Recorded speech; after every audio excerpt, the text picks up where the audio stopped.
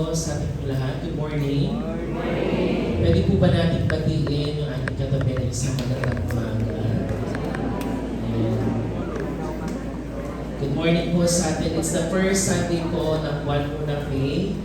At napakabilis po ng panahon sa paglipas po ng mga buwan. I know na si Lord ay maraming ginagawa sa buhay natin. Siguro po marami sa ating yung mga kaganapan sa buhay, even our church po, at maraming ganap dahil sa mga nangyari po nitong mga nakaraan.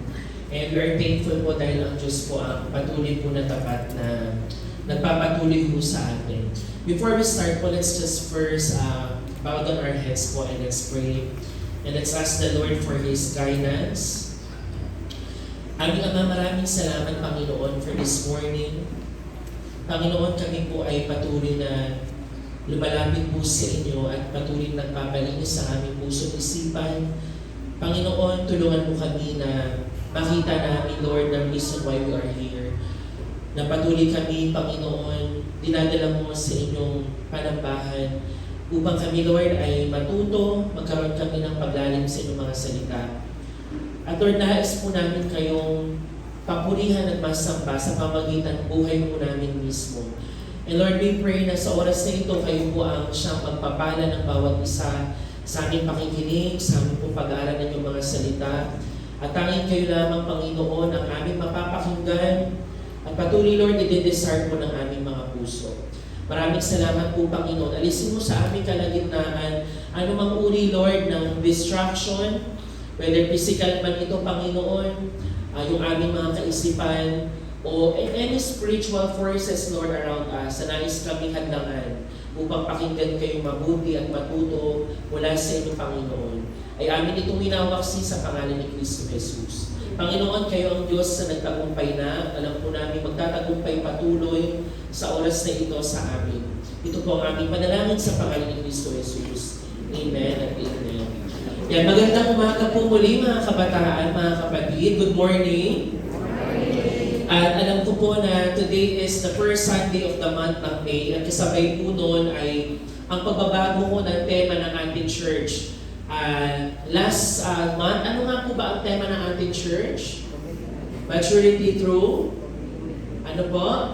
Commitment. Ayan, commitment po last month. But this month po, we are still under the theme of maturity po ng buong church. Gusto ko natin bawat isa sa atin mag-mature, and every month po iba-iba po yung nagiging sa theme po natin. So kung last month po is about commitment, ngayon naman po pag-uusapan natin yung pag-mature natin sa pamamagitan po ng pag-recognize ng true blessedness natin, yung tunay nating pagpapalang natanggap kay Lord. And when you realize that you are blessed, that's the only time na kaya din natin maging blessing sa iba.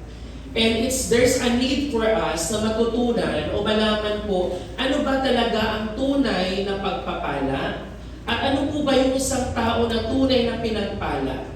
Naniniwala po ba kayo na kayo po yung pinagpala ng Diyos? Amen. So when we talk about blessing, later po makikita natin ang mundo may iba't ibang definition nila ng blessing. But this morning po, sa pagsisimula ng panibago nating month, we want to talk about the true blessing. And what it is to be yung true blessedness, to be truly blessed by the Lord. Ano po ba yung tunay na pagpapala na meron po tayo dulot ng ating kaligtasan na natanggap mula sa Panginoon. At yung passage natin this morning, medyo mahaba-haba po siya. But let's allow ourselves po na basahin yung passage natin sa English po at Tagalog. Namnamin mo natin yung salita ng Diyos. Alam ko po na familiar na ho kayo dito. It is the story, it is the part of the Bible patungkol ho sa Beatitudes. Ayan, sino ho dito ang napakinggan na o napag-aralan na yung Beatitudes before? Kahit sa Sunday school. Kasi ng kamay, alam po marami sa inyo. Ayan, siguro hindi alam ng iba ano ba yung Beatitudes, pero pag nabasa nyo na, I'm sure sabihin, ayun pala yun. So, ngayon po basahin po natin sa Matthew chapter 5, verse 1 to 12. Sa English po muna. Sige po, basahin po natin dito na lamang sa ating home screen. Gusto natin na igalang natin ang salita ng Diyos sa pamamagitan po ng pagbibigay ng kasiglahan sa pagbasa, at pag-unawa din po as we read the scripture this morning. Sige po, basahin mo natin 1, 2, 3, go. Now when Jesus saw the crowds, He went up on a mountainside and sat down. His disciples came to Him and He began to teach them. He said, "Blessed are the poor in spirit, for theirs is the kingdom of heaven. Blessed are those who mourn, for they will be comforted. Blessed are the meek, for they will inherit the earth. Blessed are those who hunger and thirst for righteousness, for they will be filled. Blessed are the merciful, for they will be shown mercy. Blessed are the pure in heart, for they will see God. Blessed are the peacemakers, for they will be called children of God. Blessed are those who are persecuted because of righteousness, for theirs is the kingdom of heaven. Blessed are you when people insult you, persecute you, and falsely say all kinds of evil against you because of me. Rejoice and be glad, because great is your reward in heaven. For in the same way they persecuted the prophets who were before you." Okay po, Tagalog naman po, basahin natin ang mas maunawaan mo natin. 1, 2, 3, go, basa. Nang makita ni Jesus ang napakaraming tao, umakyat siya sa bundok. Pagkaupo niya, lumapit ang kanyang mga alagad at siya'y nagsimulang magturo sa kanila. Pinagpala ang mga taong walang inaasahan kundi ang Diyos, sapagkat kabilang sila sa kaharian ng langit. Pinagpala ang mga nagdadalamhati, sapagkat aalingin sila ng Diyos. Pinagpala ang mga mapagpakumbaba, sapagkat mamanahin nila ang daigdig. Pinagpala ang mga may matinding hangarin na sumunod sa kalooban ng Diyos, sapagkat sila'y bibigyang kasiyahan ng Diyos.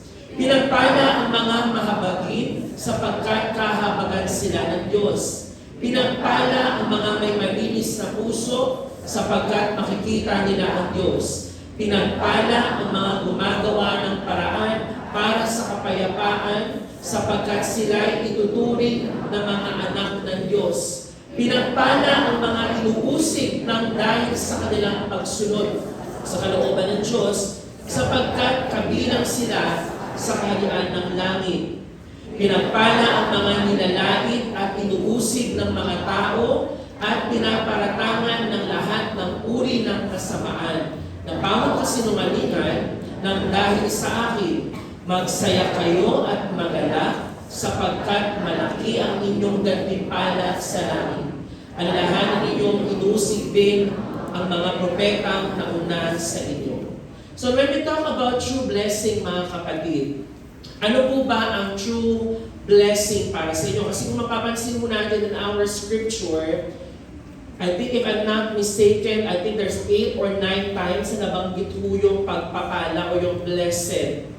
So when we talk about blessing, tayo po lahat, meron na tayong preconception or pre-understanding ng blessing. Kaya pag tinanong ka, what is true blessing for you? Halimbawa, ikaw kuya na lang. Kuya, ano ba pag sinabing blessing? Ano ang blessing for you, kuya? Biyaya. Salamat sa pagtagalog. Sige, biyaya. Ano ang biyaya? Ano po yung biyaya? Ikaw, ate, for you, anong biyaya? Gusto ko lang makarinig na, wala namang mali ang tamang sagot dito. Yung opinion mo lang. Anong biyaya para sa'yo, ate? Magbigay ka na, pag sinabing ito, biyaya yan.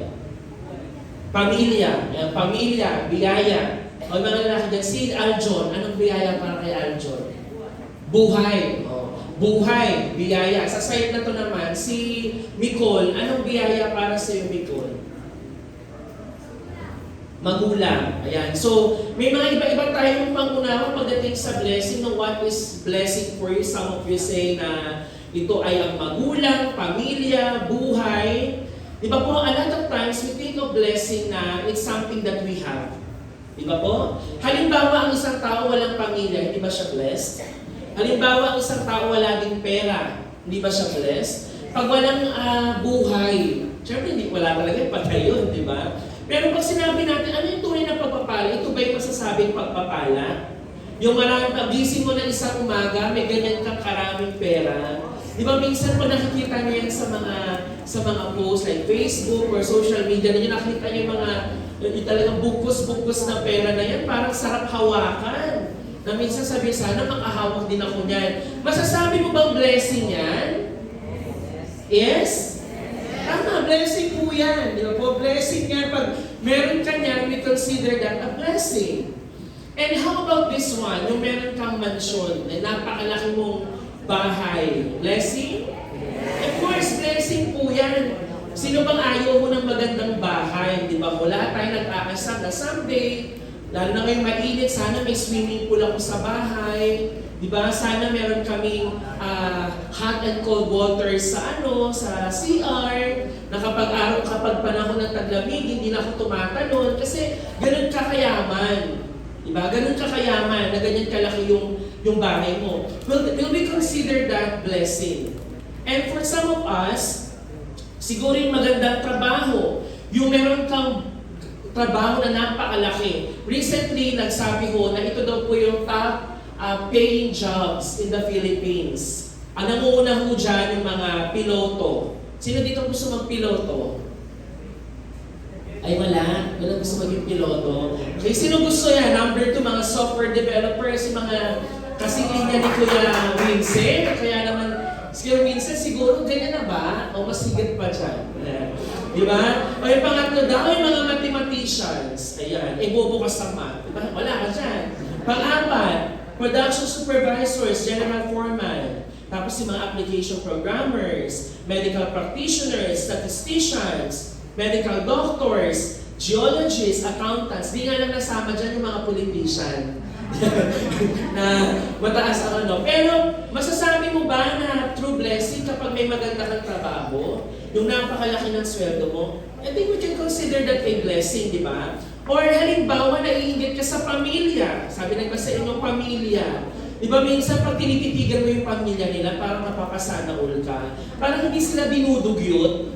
Samantala kayo, ang dami nyo sa pamilya, pero lagi kayong pawis. Di ba parang hindi kayo fresh, pero sila, parang pwede mong sabihin, sana all, ganyan, parang perfect ang pamilya.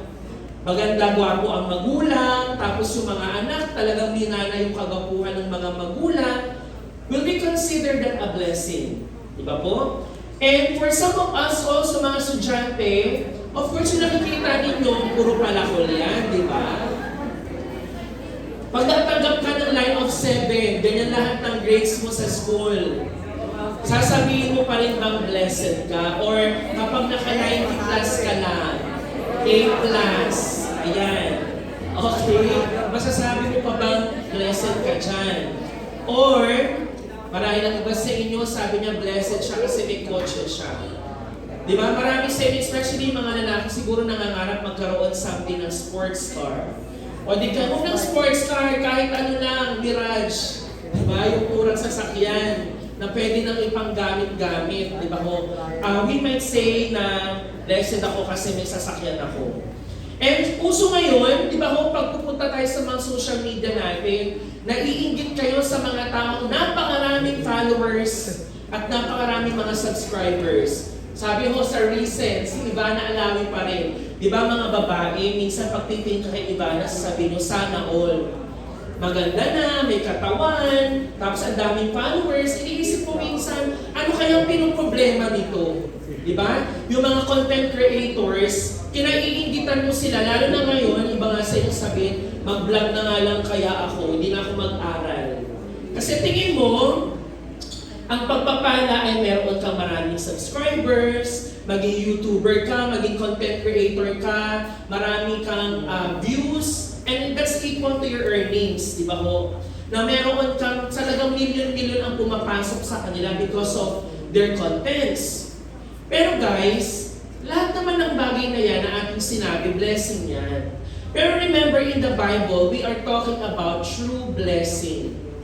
Na sometimes, ang mananampalataya, nagkakaroon siya ng maling konsepto ng blessing. Kasi ang tinitingnan niya, yung mga bagay na meron siya at kung ano ang wala siya. We think of blessing as something that we obtain, something that we have, something na natatouch natin, nakikita natin, Yun yung nakikita, yun yung akala natin sa blessing. Pero remember in the Bible, sasabihin sa inyo ng Panginoon na kung kayo ay anak ng Diyos, ikaw ay tunay na pinagpala na. Amen po ba? Ay parang hindi. Naniniwala ba kayo tunay na pinagpala na kayo?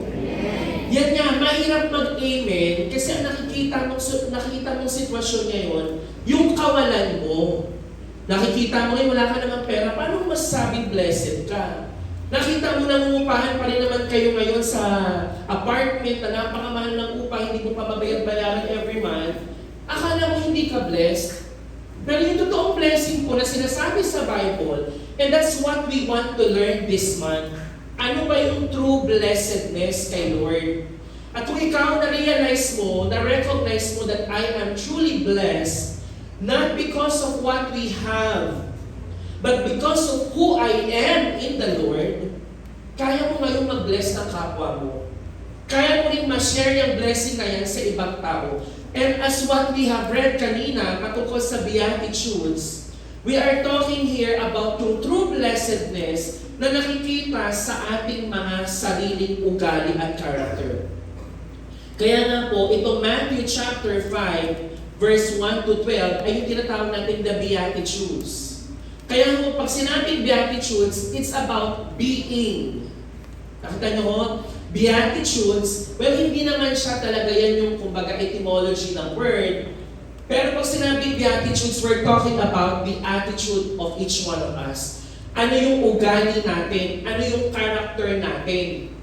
And doon sa mahabang sermon ng Panginoong Jesus, in the Sermon on the Mountain, hindi nakakapagtaka na ito yung bagay na inuna ng Diyos. Inuna niya sa lahat ng sermon about morality. Kasi yung Sermon on the Mountain, mga practical na sermon ni Jesus yan, patungkol sa moral ethics ng isang mananampalataya, ng isang tao.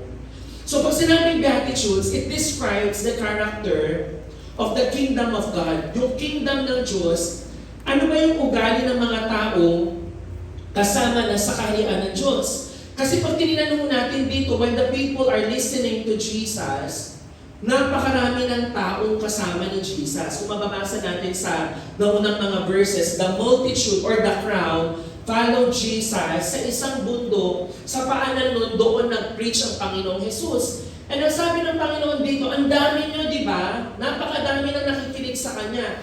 And it's a message to us na ang Panginoong Jesus, hindi siya after sa dami ng tao. Ngayon tulad dito, puno ang church namin every Sunday kasi maraming tao may love and dream. Kabataan, may mga magulang. Pero ang samang nakikinig ngayon, sasabihin ng Panginoong Jesus, ito dapat ang maging kayo. Huwag lang kayong maging attendee. Kundi, i-accept nyo yung sasabihin ko na ito yung karakteristik ng mga tao nasa kaharian na ng Panginoong Diyos. Nasusunod po ba natin? Are you guys with me? Ito man nasa harapan. Itong sinasabi ni Jesus, pagsasabi niya na ito ang mga karakteristik, katangian ng mga taong tunay na pinagpala dahil sa kanilang kaligtasan. Na ito kayo mga kabilang sa kaharian ng Panginoon. Kaya the Lord Jesus Christ focused on the being. Kaya sabi dito po yung purpose ng Beatitudes is to declare the blessings given by God's kingdom. Ano pinag-uusapan nating blessing dito? Hindi pera, hindi bahay, hindi yung trabaho natin, hindi yung katanyagan at kapangyarihan natin, kundi kung sino ka, your attitude. Kaya mo, later, as we study this, the whole month, nitong team na to, marirealize dapat natin na kahit ako walang pera, kahit ako'y walang bahay, kahit ako'y maliit lang ang trabaho ko, ang aking sweldo sa aking trabaho na to, I am truly blessed pala, Panginoon. Tunay mo pala akong pinagpala, Lord, because of the character na meron ako dulot ng iyong pagmamahal sa akin. Kaya nga for an introduction, sisimulan natin, bibigyan mo natin ng background sa inyo. Itong Sermon on the Mountain po, kabilang dito yung Beatitudes. At yung Sermon on the Mountain po, it runs from chapter 5 hanggang chapter 7 po ng Matthew. Makikita ko natin yan dyan. And yung Beatitudes po, it comes from the word blessed. And sabi nga natin kanina, it refers to the 8 times in the text na ina-identify yung grupo na yun na kanyang pinasinasabihan or marahil yung mga taong mananampalataya na follower ni Jesus na sila ay tunay na pinagpala. And kung titignan mo natin yung blessed dito, di ba ang daming blessed, pinagpala.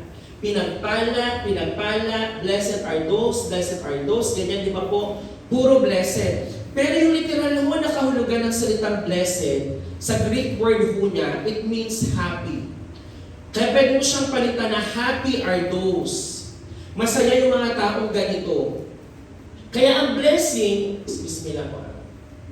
Sayang kasi po yan. Yung totoong blessing ho, hindi ho siya sa pera. Kasi halimbawa, diba sabi nga natin yung blessed, at ibig sabihin niya happy, paano kung wala kang pera? Sad ka talaga. Diba? O kung ang blessing natin, pamantayan ay happiness, kung pamantayan natin ay bahay, kung pamantayan natin ay malaking pera at malaking sweldo, kung pamantayan natin yung grades natin sa school, baka hindi tayo happy. Talagang sad tayo. Maybe we are the saddest people here on earth. Kasi wala tayo ng mga material na bagay na yun eh. Kaya sabi mo dito, it refers doon sa estado ng tao because of the definition na binigay sa kanila ng Panginoong Jesucristo.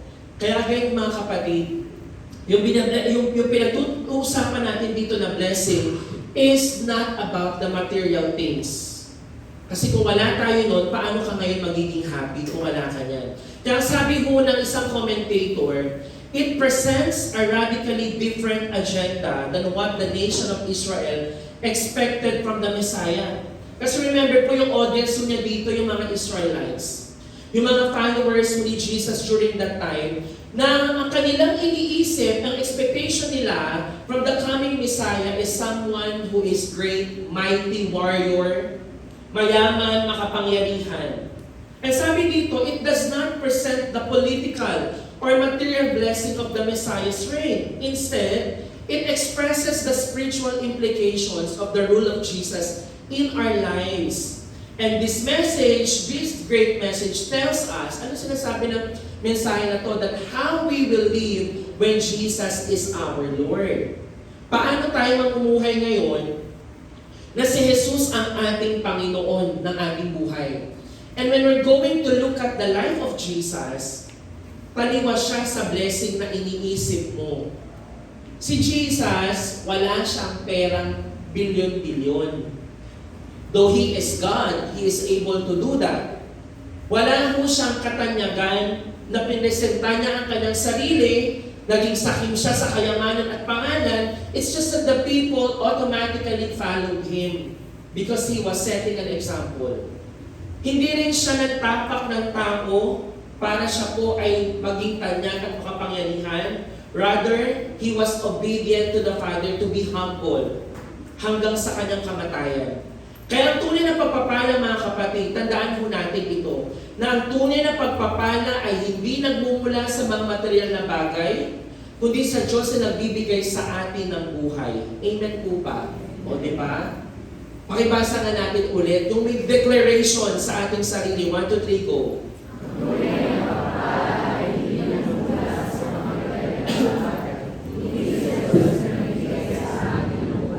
Ayan po ang tunay na pagpapala mga kapatid. Yung Diyos na nagbibigay sa atin ng buhay, and that life is characterized sa buhay na unang pinakita ng Panginoong Jesus mo sa atin. Now, let's dive into the scripture ngayon, doon sa chapter 5, verse 1 to 12. Tingnan mo natin what it is to be truly blessed. Ano daw ba yung mga tunay na pinagpala? Pero before that, let's look at verse 1 and 2. Ang sabi ng verse 1 and 2 dito, now when Jesus saw the crowds, kasi kung babalikan mo natin dito, ang mga tao po ay talagang sumusunod na sa Panginoong Jesus because of the things that they heard about Jesus. Yung kanyang mga ginagawa. And this was also the time na yung mga disipulo, hindi pa mga disciples po, hindi pa talaga sila tinatawag na 12. Doon nauna na kung pinili yung ilan sa kanila, pero they are not yet complete as a group ng 12. So kabilang sa mga maraming tao dito, yung mga disciples na naunang pinili. and yung maraming tao din. So ang sabi dito, he went up on a mountainside. Actually po itong mountainside na to at this moment sa Israel, tinatawag po siya ng Mount of Beatitudes. They believe that that was the exact location kung saan ang Panginoong Jesus ay naupo. Now kung titingnan ho natin, yung salitang ginamit dyan, si Jesus, he sat down, umupo po siya. Tama? Tignan natin, umupo ang Panginoong Jesus. And during those times po, kung magtataka tayo, bakit nakaupo ang Panginoong Jesus? Magtuturo siya, sermon ang gagawin niya. Kasi po kung titignan mo natin ang tradisyon ng mga Jewish people, baliktad sa kanila. Ang nagtuturo, that was their common posture, na yung mga nagtuturo nakaupo talaga. Ang mga rabbi ang nakaupo, yung mga hearers ang nakatayo. Parang gusto ko lang i-apply yun eh. Yung nakatayo kayo habang nagtuturo, imagine 1 hour kayo nakatayo nun. Sa kanila ganun. Pagpapakita yun that they are, yung salita kong they were at Moses' feet, listening at Moses' feet, or they're under the authority. Pagpapakita ng wisdom, pagpapakita ng authority mo doon sa nagtuturo, and that I will follow yung tinuturo ng tao na yun. Kaya ang Panginoong Jesus, typical na talagang umupo siya doon at nagturo, pagpapakita na ako ay inyong guro. At ako ay may mahalagang ituturo sa inyo. And yung mga disciples na lumapit sa kanya, kasama ng mga tao. And sabi sa verse 2, he began to teach them. Sa ibang salin po, ang sabi ho doon, he opened his mouth and then he began teaching them.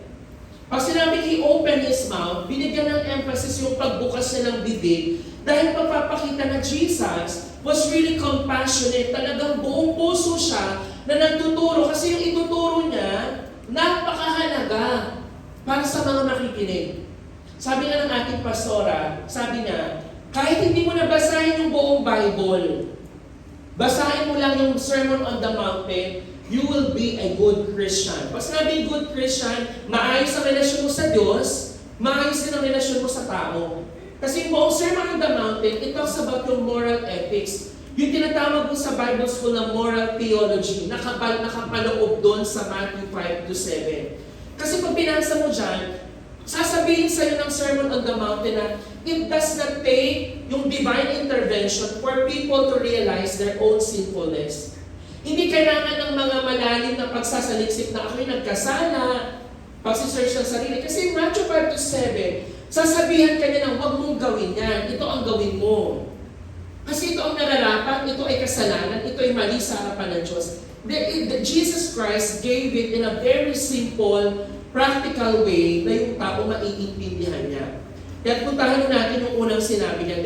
Today po, hindi tayo magkakaroon ng typical na points, na 3 points, but we will just go over doon sa blessedness na tinutukoy mo dito. So yung unang sinabi mo dyan, sa verse 3, sabi dyan, blessed are the poor in spirit, for theirs is the kingdom of heaven. Sabi sa Tagalog, pinagpala ang mga taong walang inaasahan, kundi ang Diyos sapagkat kabilang sila sa kaharian ng langit. So ang unang sinasabi ko ditong pinagpala, ang tunay na pinagpala ng Diyos ay yung mga taong nare-realize nila na wala akong ibang kakapitan kundi ang Diyos. Amen po ba? Kaya ba nakita ko natin dito yung taliwas sa ating iniisip na blessedness, kasi tayo pag iniisip ng mundo, blessed ka kasi may pera kang kinakapitan. Di ba ho? Blessed ka kasi meron kang kapangyarihan. Yung pera na yun pwede mong asahan eh. Di ba ho? Practically speaking, ang hirap talagang kumilos pag wala kang pera. You feel paralyzed. Mag-real talk na lang talaga. Lalo na sa panahon natin, pag wala kang pera, ang hirap gumawa ng mga bagay. Ang hirap mag-aral pag walang pera. Tama? Ang hirap magpatuloy sa pagiging isang magulang kung wala kang perang pantustos sa mga anak mo o pangpapakain sa kanila. It's just difficult. Pero here, true blessedness ay yung ma-realize mo na hindi pala pera ang solusyon. Hindi pala yung pera o material na bagay ang aking kakapitan, kundi sa Panginoon lang. Na wala ka mang pera, pero may Diyos ka na makakapitan. Tama po ba? Tama po ba mga kabataan? Wala ka mang jowa, wala ka mang kapartner, wala ka mang, mga bagay na maipagmamalaki, mataas na grades. Pero you know that this is my status. Ang sabi ng Panginoong Jesus, mapalad ka kapag alam mo yung situation mo, you know who you are, your status as a person. Nasabi dito po, blessed are the poor in spirit. Yung very beginning ng Sermon on the Mountain, ang in-emphasize ang Panginoong Jesus dito, yung ating spiritual resources. Na yung ating spiritual resources, walang-wala talaga tayo. Pero ang tanging meron lang tayo na more than enough compared sa ibang bagay na pwedeng meron ka, ay ang Panginoong Diyos, ang Panginoong Jesus. The moment we realize our spiritual bankruptcy, makikita natin na wala akong ibang aasahan kundi ang Panginoon. The only God I can trust is you, Lord Jesus. At wala nang iba. Kaya sabi ko dito, yung sintawag na poor in the spirit, hindi yung siya nangangahulugan po ng pagiging coward, yung pagiging duwag. Kasi palaasa ka lang eh. Or talagang habang ang iyong kalooban. Rather, it refers to those who are humble. Humble ka kasi alam mo yung estado mo. Minsan, ang mga taong mayabang, kaya sila mayabang, hindi nila alam talaga kung ano sila.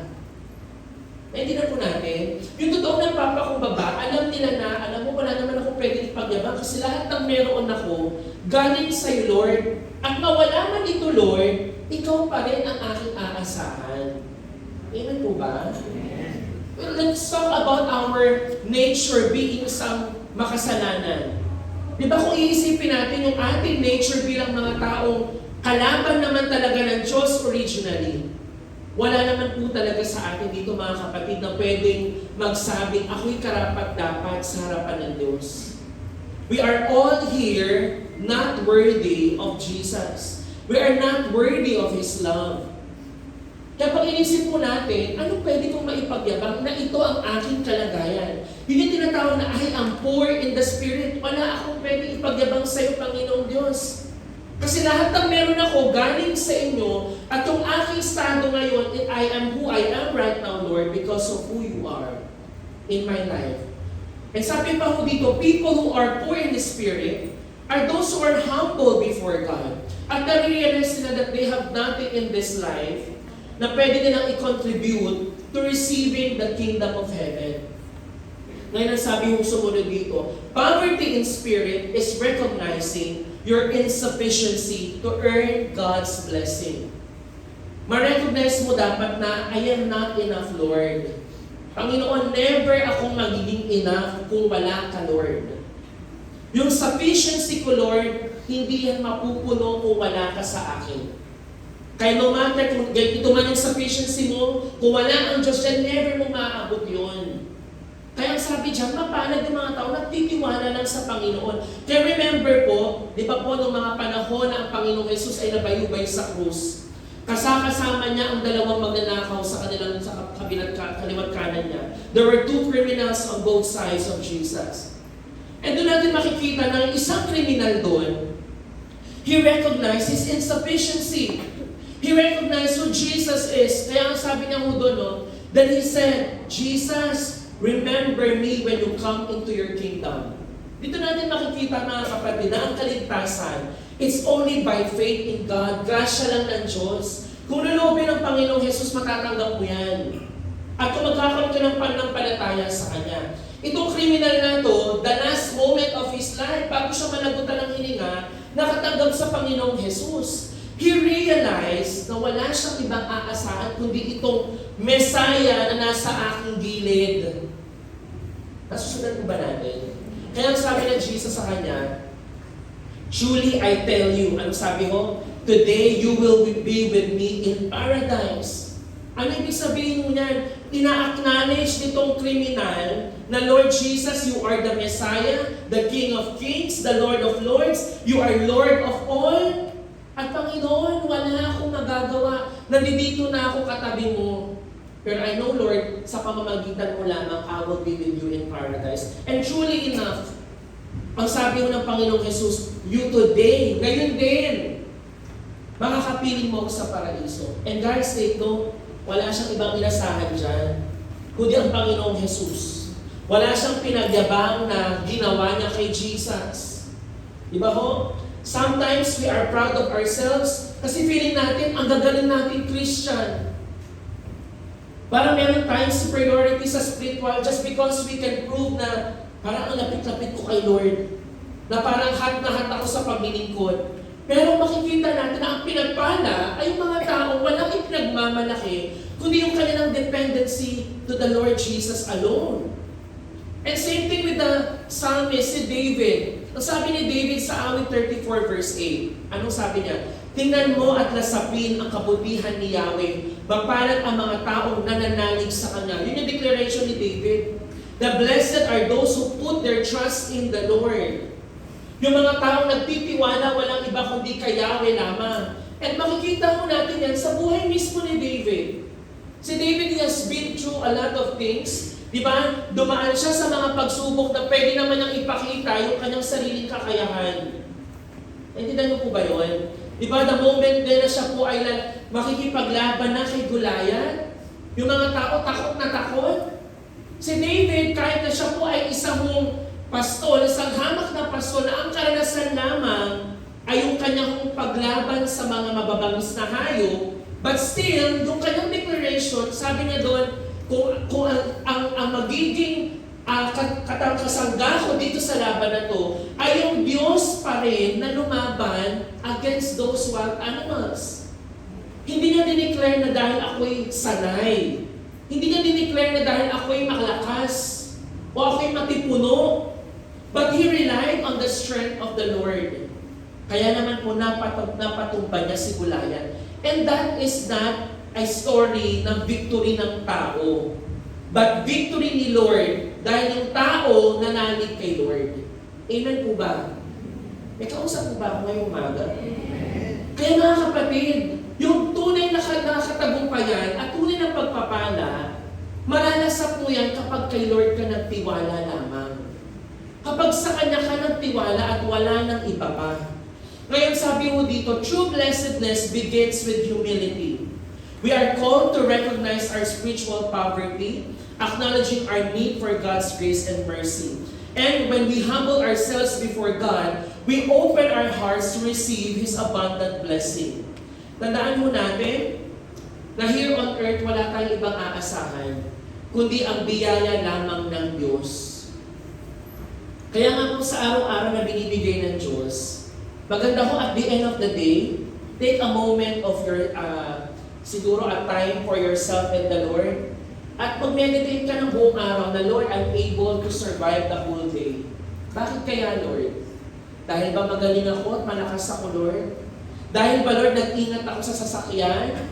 Dahil ba magaling yung driver ng jeep sa aking pag-commute? Dahil ba magaling yung angkas driver na aking inangkasan kanina? Kaya ako nakarating ng ligtas? No, when you meditate on those simple things, you realize na yung iyong estado ngayon, it's all because of God's grace and mercy sa amin. Kasi ang Panginoon, pwede naman tayong i-allow na ma-aksidente ka, pwede naman ding i-allow na ito ang mangyari sa'yo, pero God still sustains us up to this moment. And that's the thing that we want to realize every day, na Lord, wala po akong magagawa. Kaya kailangan natin maging humble before the Lord. And sabi po doon, pinagpala sila dahil nasa kanila ang kanilang kaharian ng Diyos. For theirs is the kingdom of heaven. Sabi po dito, one thinks of the self-made poverty of the prodigal son. No, the poverty is not the chief thing, but the qualification of the Spirit. It is the poor in the Spirit, those who have humbled themselves and become dependent on God. They have the kingdom of heaven. Lumabas po dyan yung salitang prodigal son. No guys, kung maalala nyo po ang story po ng prodigal son, di po ba? Naranasan niya yung tunay na pag-ibig ng kanyang ama nung na-realize niya, doon siya sa babuyan, na yung kanyang kawalan, walang-wala na siya. Nung sa umpisa ng storya, katulad din po natin siya, na tayo po pwedeng dumepende doon sa mana na natanggap, pwedeng dumepende sa yaman na meron ka. Kasi nilusay niyo yung kayamanan na nakuha niyo from His Father eh. Pero, naranasan niyo yung habag ng Diyos, yung awa ng Panginoon, at yung pagre-restore sa kanya ng kanyang ama, nung na-realize niya na nandito na ako sa kalagayang ito. Nandito ako sa kalagayan ng kawalan. Sa kalagayan na parang wala na akong magagawa. And alam niyo po mga kapatid, may mga pagkakataon si Lord, iaalaw ka talaga na dumaan sa ganun eh. Yung feeling mo walang-wala ka na. Yung feeling mo na wala ka ng lakas. Kasi gusto iparealize sa'yo ni Lord na sa akin ka lang magtitiwala. Tinan mo, ito nangyari sa'yo. Kasi masyado ka dumidepende sa sarili mo eh. Masyado ka nagpumaasa sa ganyang bagay. Kaya nga po, even the richest people on earth can testify na money is not about everything. It's not everything. Na gusto ko pong iparinig sa inyo isang testimony mo. Ito, pumili na lang tayo ng isang tao mayaman na malapit sa atin. Can we play that video dun sa folder yung lahat ng tayo kilala si Manny Pacquiao, di ba mo? Manny Pacquiao is a well-known, syempre boxer po siya, pero mas nakilala po siya when he became a Christian. Kasi yung pahayag ni Manny Pacquiao, nung nakilala ng Panginoong Jesus, totally changed his kanyang mindset at yung kanyang paningin sa riches niya. And let's listen to what he said. Kapatay natin.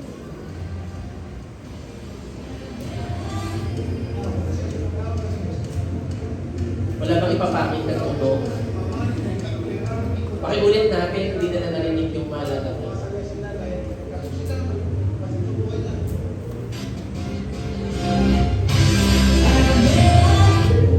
Kasi ako ng tao kasi, ang pangarap ng tao gusto maman, kumita ng pera, mag-ipon ng pera, maraming pera, para masaya sila dahil meron kaso sila naman, masitsong buhay na.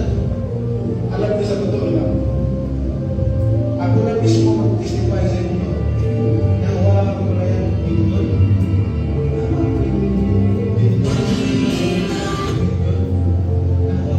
Kasikatan na niwala kay sa akin. Hindi yan ang kaligayahan, hindi yan ang tunay kaligayahan sa isang tao. Ang tunay na kaligayahan, ang kasiyahan, ang iyong pinasisip sa Panginoon. Yung mamipirma na ito, malapit sa Panginoon. Katinawag mo siya, Lord. Yun lang sa right way. Ang sarap madama na ang Panginoon nandiyan palagi, nagpapalaway sa atin. Okay. Pagpasensya niyo po yung background, space ko lang na nakuha. Pero ang sinasabi ko siya, di ba ho, even Manny Pacquiao, sabi niya ho, naranasan niya na bilyon-bilyong pera na hawakan niya, bilyon-bilyon na hawakan, at marami siyang mansyon, di ba ho? Sa Gensan, even in the States, meron siyang mansyon. Pero sabi niya ho siya, yung tunay na kagalakan, kasi yan. Again guys, take note of that, he's talking about true happiness. Yung pinag-aaralan natin ngayon ng blessedness, he was talking about that.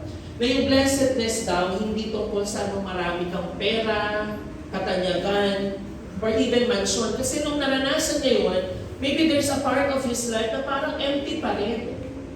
Kaya sabi niya dyan, yung tunay na kasiyahan ng kagalakan, when you feel that you are near the Lord, yung malapit ka kayo. Kaya mga kapatid, alam niyo po sa paglipas ng panahon, marirealize mo natin na yung tunay na nagtagumpay sa pananampalataya, hindi tungkol sa kung ano ang ginawa natin kay Lord, kundi ang usapin po ay palapitan kay Lord.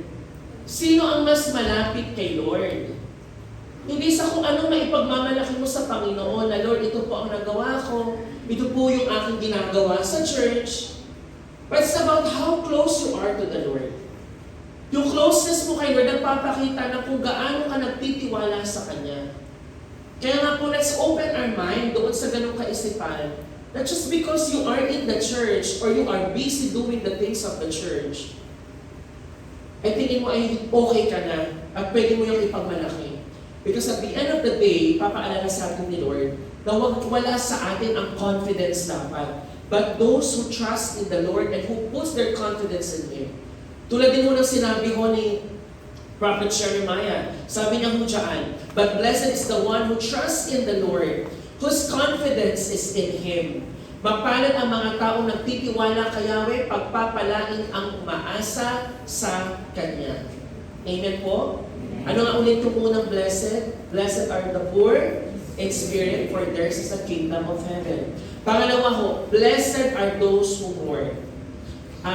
Let me just remind you, let's refrain from standing kasi baka yung mga tao sa paligid ninyo ay na-distract. So, let's stop from going to the CR. Alam niyo po yung rule natin pag ganyan. Ayan. So, pangalawa ho, blessed are those who mourn, for they will be comforted. Pinagpapala ang mga nagdadalamhati sapagkat aanuhin sila ng Diyos. Sabi ko dito, yung pag sinabi yung blessed are those who mourn, for they will be comforted. Hindi po niya sinasabi na lahat po ng mga umiiyak na nagdadalamhati ay mako-comfort. Kasi not all mourning will lead to comfort. Ang sinasabi ko dito ni Jesus ay yung mourning po, yung pagdadalamhati na tapos puso, yung pagdadalamhati po na godly mourning. May mga tao kasi nagmo-mourn, umiiyak, na hindi naman talaga para sa Diyos o hindi naman talaga may katuturan sa Kanya. Halimbawa na lamang po, just like King Ahab in the 1 Kings chapter 21 verse 4. Siya po ay umiyak, nag-mourn, kasi si Nabot ayaw ibigay sa kanya yung family heritage na vineyard, yung ubasan. Nire-request niya, ayaw. Nag-uumiyak siya ngayon. Kaya sinabihan siya ni Jezebel, ganyan ba umasan isang hari? Ba't ka nag-iiyak dyan? And we're not talking about that mourning na pagsariling mourning lang, pagsariling pagiging ng peace. And even Judas, he was weeping. Nag-wept din siya after niyang ibenta ang Panginoong Jesus for 30 pieces of silver. Kaya ang tandaan mo natin dito na it is the one who exhibits godly sorrow. Yung talagang nagdadalamhati para sa kalulatian ng Diyos, nagdadalamhati dahil sa nagawa niyang kasalanan, yung na-realize mo na, Lord, nagkamali ako sa inyo. Nakagawa ako ng kasalanan against you, Lord, and that breaks your heart, Lord. And it also breaks my heart, Lord, nung na-realize ko ang aking pagkakasala. Kaya ang sabi mo ng pangalawang Korinto chapter 7 verse 10, godly sorrow brings repentance that leads to salvation and leaves no regret, but worldly sorrow brings death. Kaya nga ako si Judas namatay kasi yung sorrow niya is worldly. Hindi ko talagang nagsisi si Judas. Ang totoong nagsisi si Pedro, kaya may restoration. Yung true repentance na naranasan ni Pedro, umiyak si Pedro sa puso niya. Talagang nabasag si Pedro dahil sa kanyang pagkakamali kay Jesus Christ. Kaya sabi ko dito, mapalad ka kung ikaw ay naghihinagpis at yung sorrow na yun, it brings repentance. Humingi ka talaga ng tawad kay Lord. Kaya may mga pagkakataon nga mga kapatid, di ba ho, kapag nalaman mo nagkasala ka talaga, ay umiiyak ka. Umiiyak ka kay Lord. Isa yan sa mga hindi mo maiiwasan yung pag-iyak kay Lord talaga na, Lord, patawarin mo ako. At maganda yung mga pagtangis na yan at pagluha na yan kasi ililid ka niyan sa totoong kapatawaran kay Lord, yung paghingi ng tawad sa Kanya. Ang sabi dyan, and leaves no regret. Wala ka ngayong regret na mararamdaman. Kasi totoo humingi na ng tawad kay Lord, hindi ka na, ngayon nagawa ko, talagang talaga. Wala nang ganun. Once you receive repentance from the, nag-repent ka kay Lord, nag-receive yung forgiveness from the Lord, i-delete na yun, erase lahat ng guilt feeling. Hello po, kanina pa ako nade-distract ng some of you, nasa somewhere at the back, kanina pa, usap ng usap. Mga kabataan, usap ng usap na kayo po, tapos usap ng usap. Makinig po tayo. Okay po ba yun? Makinig po tayo. Ito'y para sa Lord yung ating ginagawa. Alam niyo po, as much as possible, we're practicing na hindi tayo mag-call out ng mga something wrong sa seat. Pero natatakot ako, pumupunta kayo ng church, ayaw yung makinig. Sayang. Di ba same na script na sinasabi ko lagi? Sayang po kasi. And to honor the Lord by listening. Tawa kasi ng tawa, kalabit ng kalabit. Wala pa kaninang point number 1. Nagtitimpi ako. Kaya mo, please, tingin dito. Kung ayaw nyo tumingin, lumabas na lang talaga. Lalabas, pag ayaw talagang makinig, nagdi-distract eh. Siyempre, ibang tao, ayaw naman niyang mag-call out niyan eh. Kasi pahalagahan niya yung relasyon mo sa kanya. Kasi baka magalit ka pag sinaway mo. Pero sana naman, please, para hindi mo nadidistract yung nasa paligid. Okay po ba yun? Let's honor the Lord by listening to the Word of God at pakikinig talagang mabuti. Kahit na alam niyo na to, sige po, kung alam niyo na siya kasi beatitude siya na pag-aralan niya sa Sunday School, pero yung ano na lang, makinig tayo sa salita kasi kay Lord to na Word, hindi naman po sa akin. So remember that, yung ating sorrow, hindi po siya sayang kung ito po'y mag-lead sa inyo ng repentance at tunay paghingi ng tawad sa Panginoon. And sabi ko dito, even in times of sorrow, not just dun sa repentance, so kundi may mga panahon sa ating buhay po na daranas po tayo ng mga pagsubok na talagang paiiyakin ka, na parang masakit sa kalooban, talagang napapaluha ka. Pero remember this po, na it's a reminder that even in times of sorrow and grief, God's presence and comfort are near to those who seek Him. Kaya nga po, totoo po yun mga kapatid na, alam niyo po, mas nararanas ang Panginoong Diyos, mas malapit po siya doon sa mga taong basag po ang mga puso. Dahil sa kalungkutan, dahil sa pagsubok na pinagdaraanan, wag mo natin i-allow yung Satan na linlang ka sa pamamagitan ng pagsasabi na mag-isa ka. Nakawawa ka naman sa situation mo. But at those times na feeling natin nakakalungkot, nakaka-down, talagang ang sad, those are the times na si Lord mas malapit talaga siya sa'yo. Nakikita niya ang lahat ng bagay na yun. Kaya nga sabi ng Psalm 30 verse 5, if we can remember, sabi ho dito, though the sorrow or the weeping may stay for a night, but joy comes in the morning. Na hindi yung ini-invalidate ni Lord yung pag-iyak mo, yung pag-mourn mo, nagdadalamhati ka, nagluluksa ka. Hindi na i-invalidate ni Lord, hindi ka sasabihang madrama. Hindi ka sasabihin, nag-iinarte ka lang. God understands those. Pero ang sabi niya, in the morning may rejoicing. Bakit? Kasi yung alam natin na si Lord naririyan. May pag-asa tayo, may patuloy tayong reason for us to be joyful because the Lord is with us. And our grief, remember this, our grief can be a source of blessing. Na yung ating paghihinagpis can sometimes be a blessing. Again, yung blessing, pagpapala siya kasi nilalagay ka niya mas malapit kay Lord. Di ba tandaan natin, di ba may mga times sa buhay natin that we are grieving, nalulungkot ka, pero later, after all those grieving at mourning, na-realize mo na dahil sa pag-iyak kong yun, mas naging malapit ako kay Lord. Mas naranasan ko yung pagpapala ng Panginoon, yung comfort niya, yung encouragement niya, yung pagpapaalala sa iyo na kahit dumaraan ka sa ganyang pagsubok, mahal pa rin kita, anak. Hindi nagbago ang tingin ko sa iyo, hindi nagbago yung love ko sa iyo dahil kahit anumang situation, I am with you and I love you. Kaya sabi dito ho, through our mourning, we draw closer to God. Mas lumalapit ka kay Lord, you find comfort in His presence. At na-experience mo yung healing touch of His love.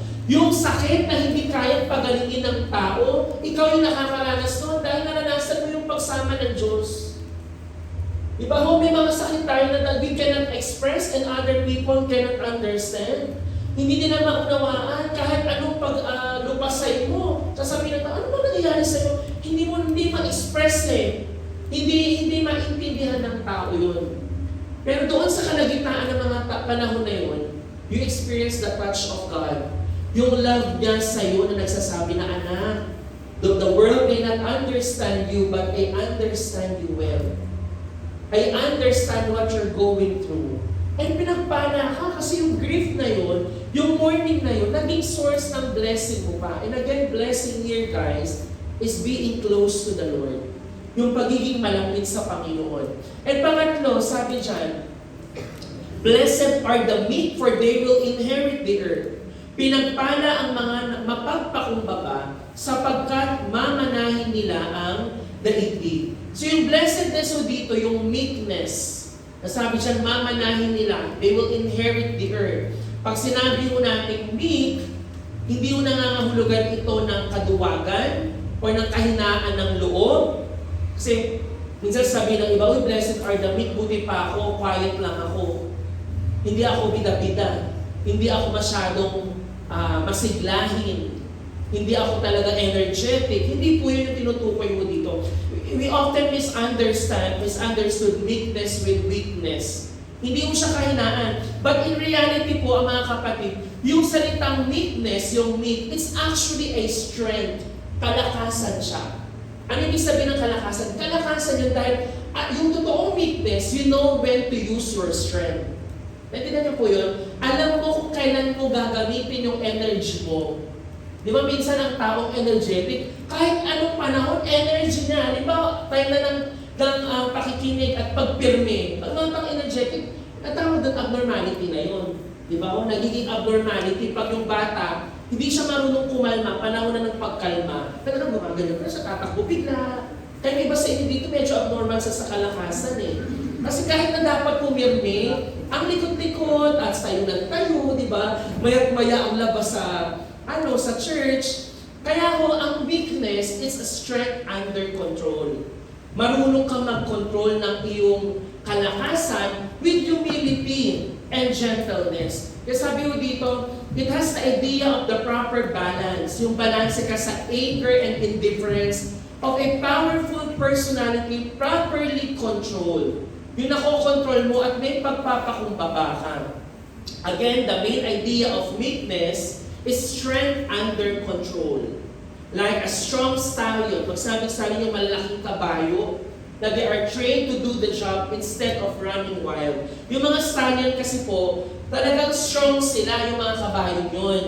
Pero dahil sa training nila, pinitrain sila na kahit malakas ka, huwag kang aligaga, pupunta ka agad dun sa wall, tatakbo ka. But they are trained to be, to control their strength, to control yung kanilang activeness.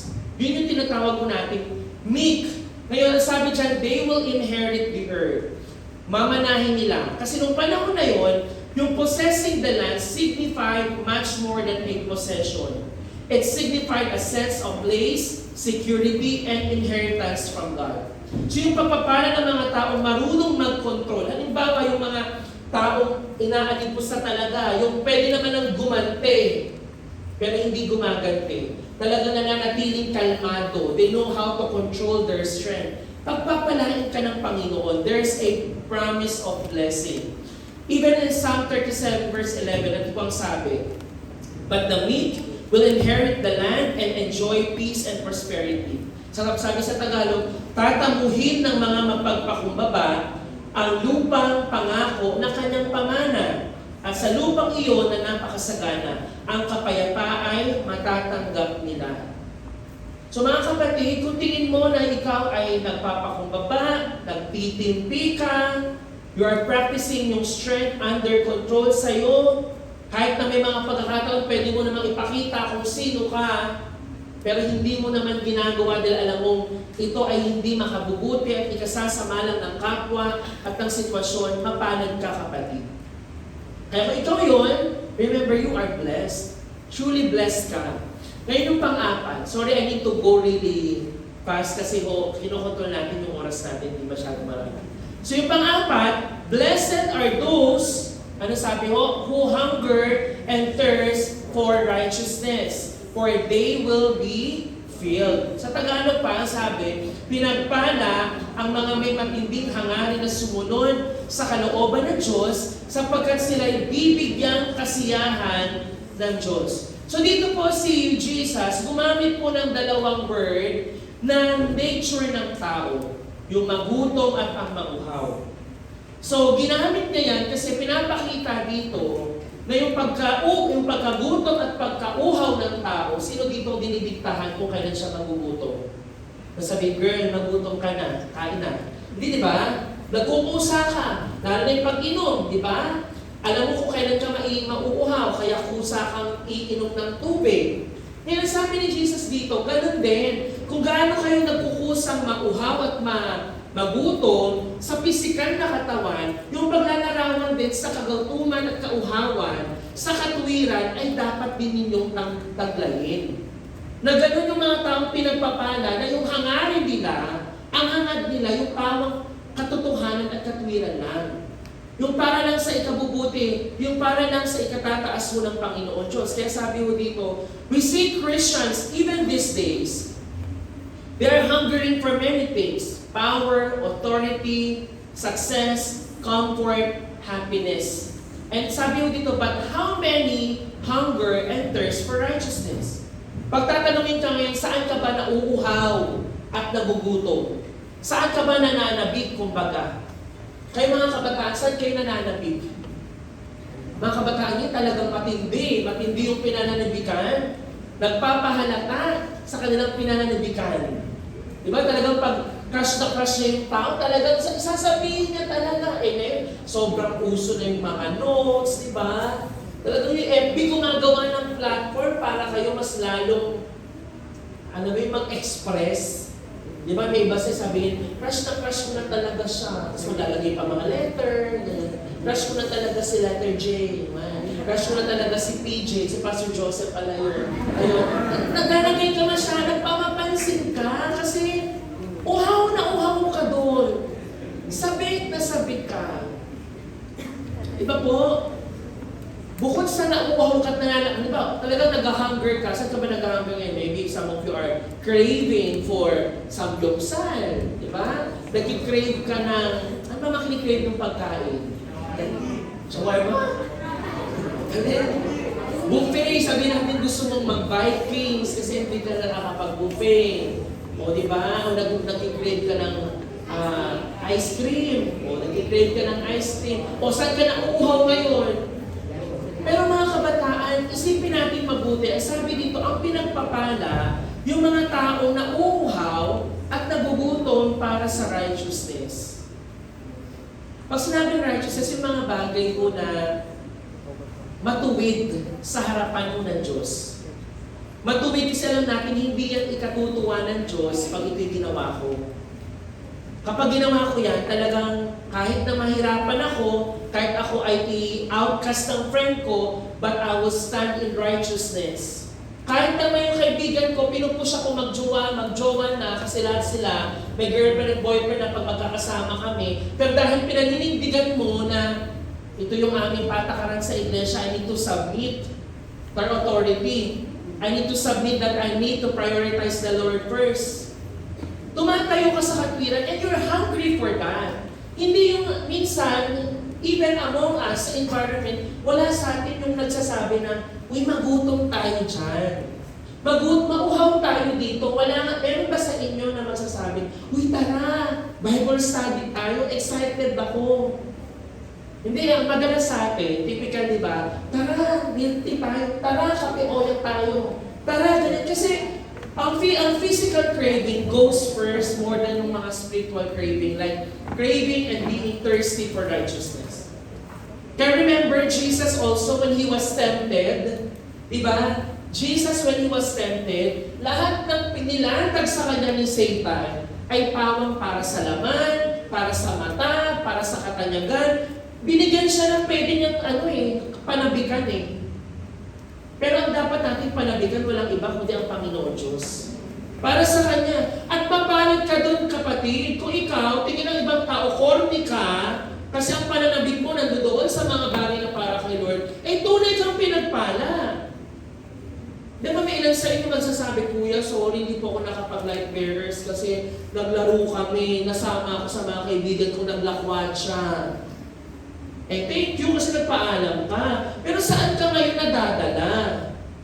Kasi yung pananabik mo doon sa lakwatsa, wala ka ng pananabik doon sa mag-aaral kami ng salita ng Diyos.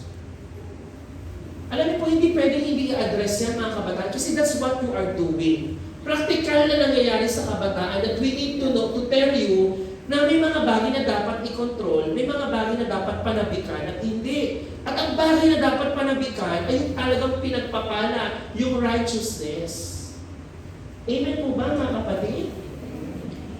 Ang tanong sa atin ngayon, kailan ka magugutom at mauuhaw sa katwiran? O baka naman ngayon, iba pa rin yung pinananabikan mo. Kaya sabi niya sa awit, di ba? Ako'y nananabik.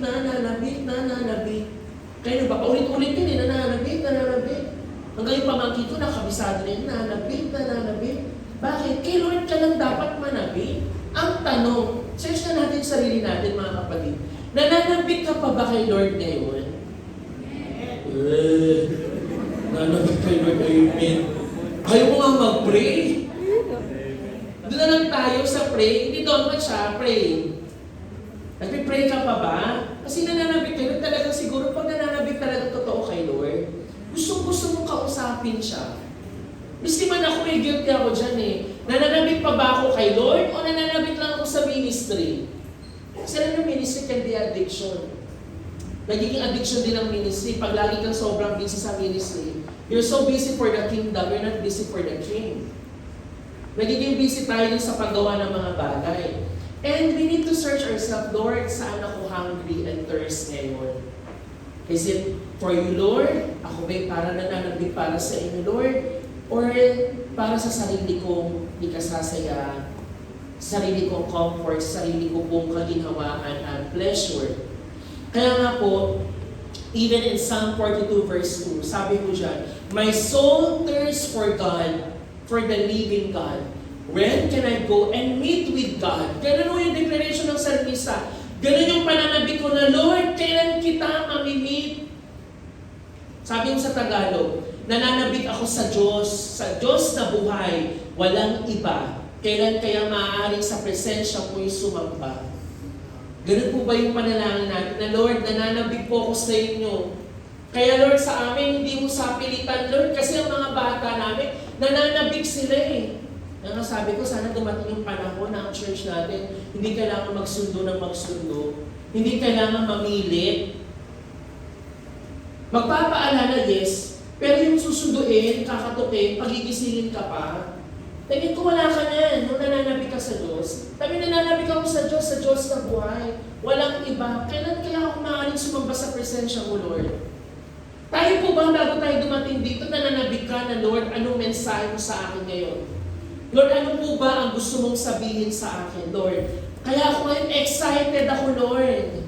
Yan, tanong, saan ba tayo excited? Diba ho? Kaya nga po, sabi ng Panginoong Jesus din, on the last and greatest day of the festival, Jesus stood and said in a loud voice, let anyone who is thirsty come to me and drink. Bakit na sinabi yan? Kasi alam ng Panginoong Jesus, lahat ng bagay na kinauuhawan mo ngayon, material man yan, physical na inumin, sito man yan, ano pa yan iniinom mo, hindi yan mapapawi yung kauhawan na meron ka. Uhaw ka ba sa pag-ibig ngayon? Naghahanap ka ng pag-ibig sa kapwa mo, kaya ka kulang sa atensyon, kulang ka sa aruga, nagpapapansin tayo, kasi kulang tayo sa pag-ibig. Kumukuha tayo ngayon sa ibang tao nun. Ang sabi ng Diyos, ikaw na nauuhaw, lumapit ka sa akin. Kasi ako yung tunay na tubig. Ako yung tunay na tubig na buhay. Na pag ininom mo na, hindi ka na muli pang mag-uuhaw. Kasi ang tao laging nauuhaw yan. Tulad na sinabi niya sa Samaritan ng babae na yan, na sabi niya, alam mo, uhaw na uhaw ka sa lalaki, kaya palit-palit ka ng lalaki, kaya nga ngayon kasama mo, kabit mo eh. Hindi kayo live-in mo yan, hindi mo asawa yan, tama ka sinabi mo. Bakit? Kasi uhaw ka dyan. You're craving for that. Kaya sabi ng Panginoon Jesus, sa akin ka pumunta. Come to me and drink. Inumin mo to. Kaya remember po, blessed are those who hunger and thirst for righteousness. As babies in Christ, kung tayo man po ay nilalarawan sa isang baby, hindi dahil childish tayo or immature. Yung baby nagkikrave siya ng spiritual milk. Sabi dito, desire the pure milk of the word that you may grow thereby. If indeed you have tasted that the Lord is gracious. Ngayon sa paglaki natin, kung dati nagde-desire ka ng milk, craving ka ng milk kasi baby ka pa eh. Di ba lahat naman ng baby gatas ang gusto? Either gatas ng nanay o tinimplang gatas, talagang gusto nila ng gatas. Pero habang nagmamature ka, ikaw ba dahil nagagatas ka pa rin ngayon? Nido? Hindi. Iba na gusto mo, MP na gusto mo. Iba na gusto mo, solid food ang gusto natin. Pag nagugutom ka, hindi na puro liquid lang. Ang gusto natin, solid food. Sabi siya, solid food belongs to those who are full of age. That is, those who by reason of use have their senses exercised to discern both good and evil. Ngayon, meron ka ng kakayahan na mag-discern kung ito ba ay mabuti, ito ba ay masama, at kung ikaw man ay bibigyan na ng solid na pagkain, kaya mo yung tanggapin kasi alam mong makabubuti sa'yo. Kaya nagmamature, guys, hindi na laging papuri ang gusto. Yung sasabihin mo, huwag mo na ng cellphone na lang lagi. Gusto ko yung laging comfort yung sasabihin. Gusto ko lagi yung makakapag-excite sa akin.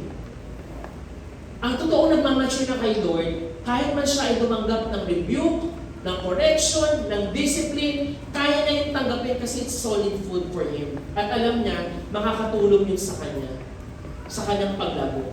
2 Timothy chapter 2 verse 22, sabi dito, flee the evil desires of youth and pursue righteousness, faith, love, and peace, along with those who call on the Lord out of a pure heart.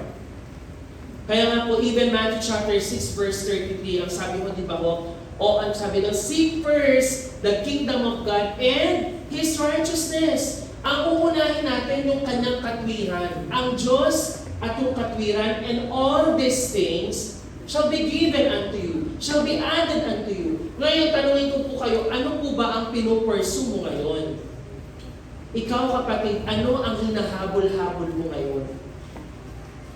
Are we pursuing righteousness? Kasi sabi dito, in-address ni Pablo, si Timoteo, na alisin nyo yung mga desires ng kabataan ngayon. Na mga worldly desires, yung sinful desires of the flesh. Kundi, alisan mo yan.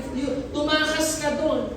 At ang pukong ang i-pursue mo, righteousness, yung panampalataya, yung love, at yung kapayapaan. At humingi ka kay Lord na mayroong dalisay na puso. Ngayon, pang-5, blessed are the merciful. Yung mga taong mahabagin, kakahabagan din sila ng Diyos, for they will be shown mercy. Alam niyo po, yung mercy, sa tingin ko po, mapapractice lang natin ang tunay na mercy kapag tunay natin naunawaan din ang mercy ni Lord. Sabi dyan, the merciful one will show it to those who are weaker and poorer. Yung pinagpapala yung mga taong nahahabag, hindi yung nagpipiti, yung naaawa lang ngayon. Uy, wawa ka naman. Wala ka nanay. Ganon, hindi. Wawa ka naman. Hindi kasi naman. Buti nga. Hindi ganon yung pagkahabag. Kundi, yung kahabagan, nakikita mo yung kalagayan ng tao, nilalagay mo yung sarili mo sa kanya, palit tayo ng posisyon, ito pala. You put your own faith doon sa kanya, kalagayan. Kaya naiintindihan mo, you are quick to understand more than to judge.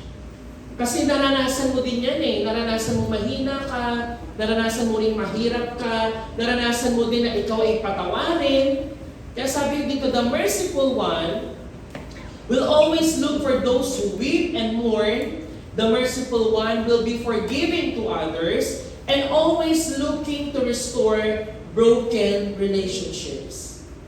Lagi gusto niya na magpakumbaba at gusto niyang kahabagan yung mga taong talagang kahabag-habag, yung mga nagdadalamhati, yung mga naghihirap, not just physical na paghihirap, kundi paghihirap sa emosyon, naniliyan ka. Ngayon ang sabi nga ko dito, yung pagpapatawad din po, kung ikaw din ay pinatawad ni Lord, sino dito ang pinatawad na ni Lord? O lahat kayo hindi, nasa harapan. Sino dito ang pinatawad na ni Lord? Ayan. Yung mga pinatawad na ni Lord, kung ikaw ay pinatawad na, tandaan mo, dapat magpatawad ka din. Tama po ba? Kung ikaw ay alam mo ang kalagayan mo na hindi ako karapat-dapat, Lord, but because of your mercy, you have forgiven me. Who am I not to forgive my brother and sister who sinned against me? Kahit hindi pa sila nag-sorry. Kaya nga sabi ko dito, Matthew 18 verse 33, shouldn't you have had mercy on your fellow servant just as I had on you? Sabi sa Tagalog, naawa ko sa iyo. Hindi ba dapat ka rin sana mahabag sa kapwa mo? Tama? Huwag mo namang lapitan mamaya after the service yung kalaban mo. Naawa nga Diyos sa'yo, hindi mo kawaan. Ganon. Hayaan mo siyang kausapin ni Lord, lalapitan ka niya ng sabihin, sorry. O ikaw mismo, magpatawad ka. Okay? You are after restoration. Gusto mo ng restoration yung pagkakaayos. Ngayon, dagdagan pa natin, the merciful one will be merciful to the character of other people and choose to think the best of them whenever possible. Na kahit kagigil-gigil yung tao na yan, desire mo pa rin yung pinakamaganda at mabuti para sa kanya. The merciful one will not expect too much from others, and the merciful one will be compassionate to those who are outwardly sinful. The merciful one will have a care for the souls of all men. Ako po, honestly speaking, wala ako niyan. Yung mercy, pagdating mo sa mga kasalanan, I'm very easy to judge. Yan po sa mga kasalanan, isa sa mga weakness na meron ako. Mabilis po sa akin yung pagdidisiplina, yung paggalit, pero minsan mahirap mo mag-isipin, kaya pala siya nagkaganon dahil ganyan siya. Yun yung kanyang pinagdaanan. But this is the thing that we need to practice. Na kailangan natin unawain yung tao bakit siya nagkaganon. Kailangan din natin maging merciful, compassionate sa kanila kasi ang ginugol natin, restoration.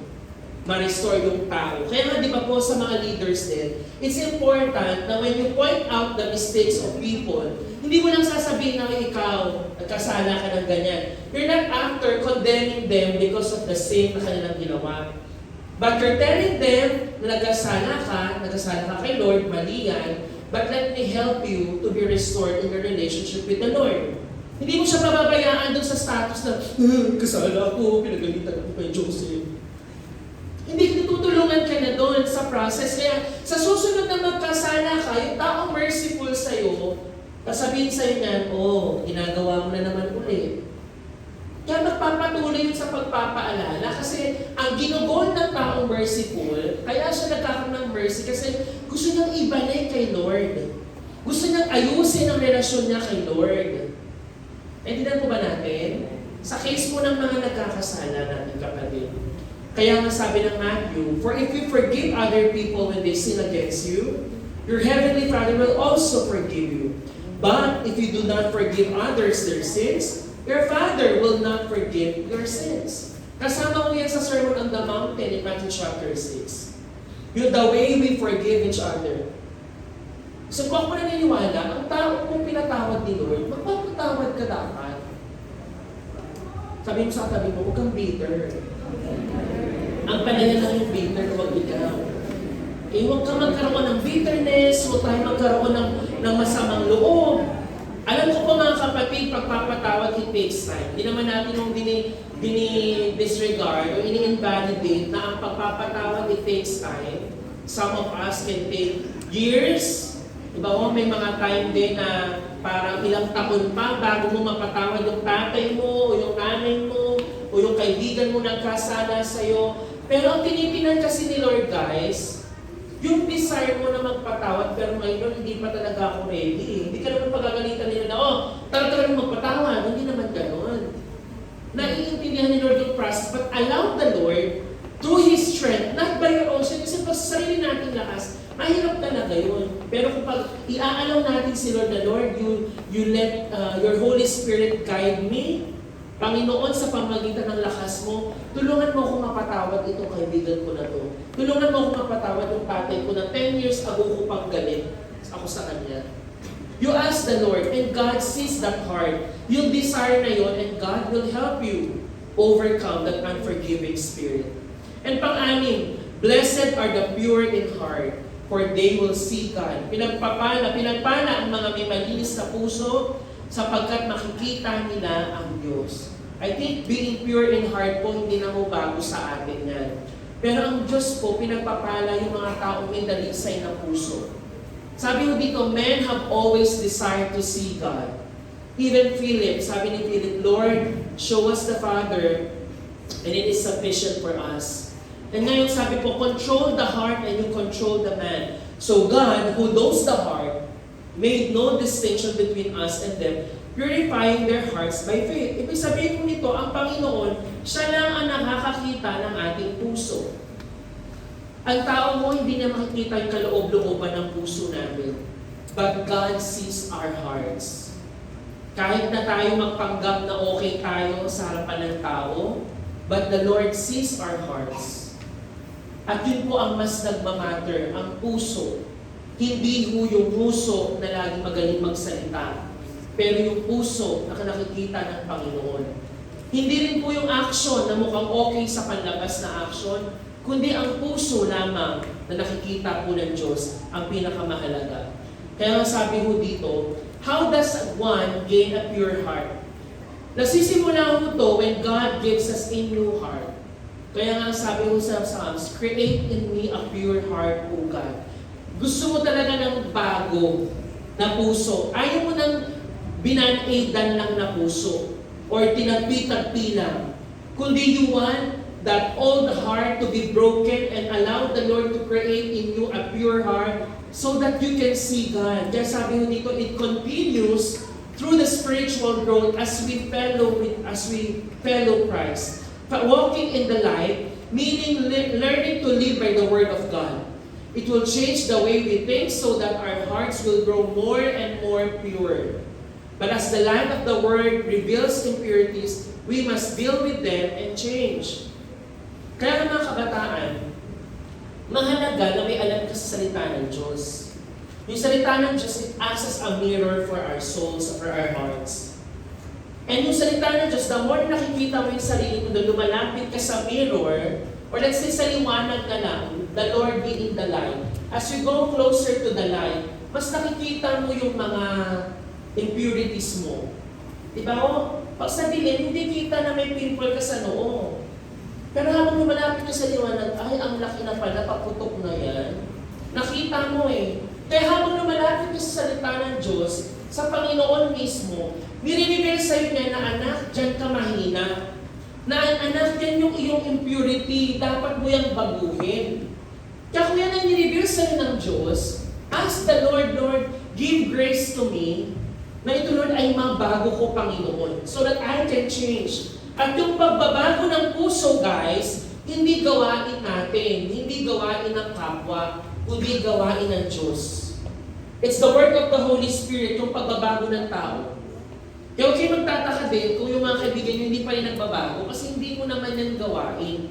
Gawain ng Diyos ang pagbabago. May intervention ng Holy Spirit. Kaya sabi ng James chapter 4 verse 8, come near to God and He will come near to you.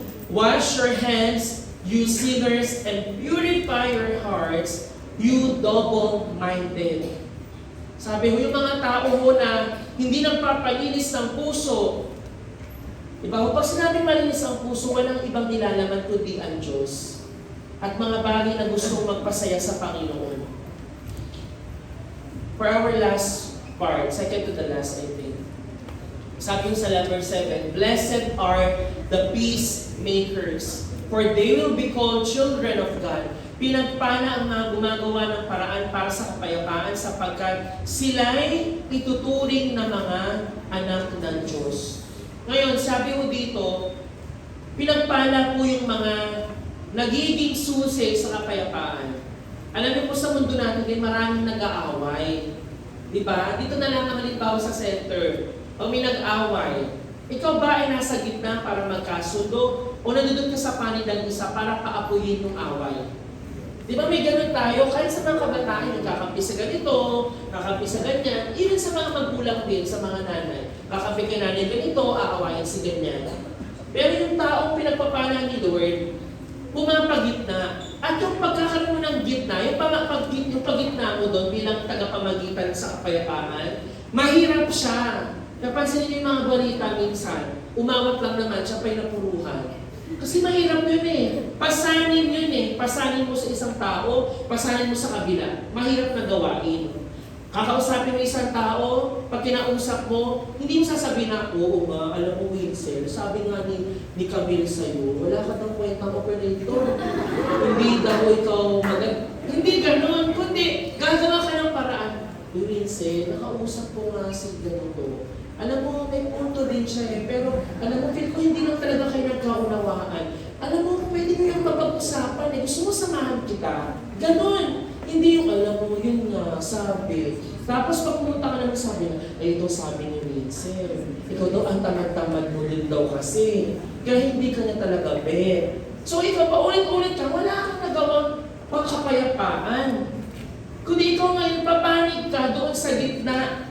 Magiging kapag-tagapamagitan ka, kahit na mahirap yun, minsan may pagkakataong madidiin ka pa. Pero remember that, they will be called children of God.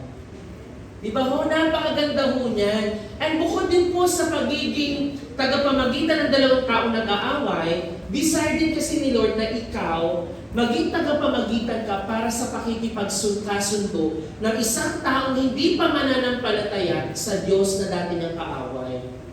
Naintindihan niyo po yun? We are called to be peacemakers sa mga tao din na kalaban ng Diyos dahil wala pa sa Panginoon.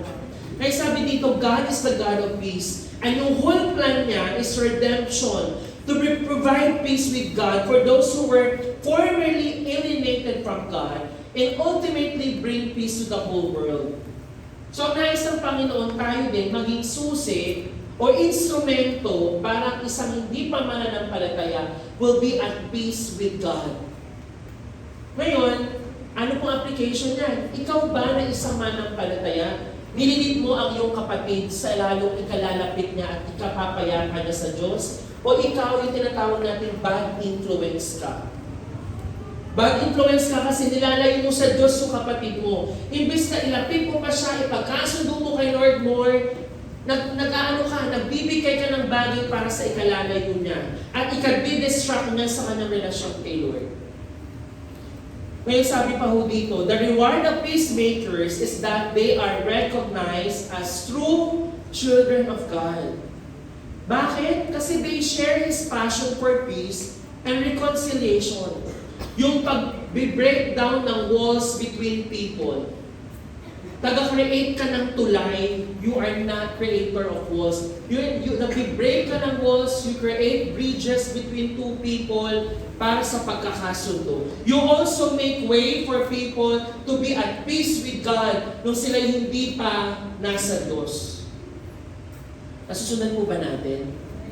Kaya ang paalala ko sa atin lagi ng Romans chapter 12 verse 18, kung pwede, if it is possible, as far as it depends on you, live at peace with everyone. Sabi dyan, mamuhay kayo ng may kapayapaan. Sabi mo nga sa tabi mo, huwag tayong mag-away. Magbati na tayo. Huwag mo tayong ano mo yun, yung lagi parang hindi nagpapansinan, hindi nagkikibuan. Ang nais ng Panginoon, you live at peace with everyone. I'm not saying maging pleaser tayo ng lahat. Okay, hindi mo maging pleaser tayo ng lahat. But alam mo na pagising mo sa umaga, wala kang taong kagalit. Alam mo na bago ka matulog, mahigpit kang makakatulog kasi may kapayapaan ka sa puso mo, dulot ng pagkakasundo-sundo ng mga tao sa iyong paligid. And even Romans 14 verse 19, sabi ho, let us therefore make every effort to do what leads to peace and to mutual edification.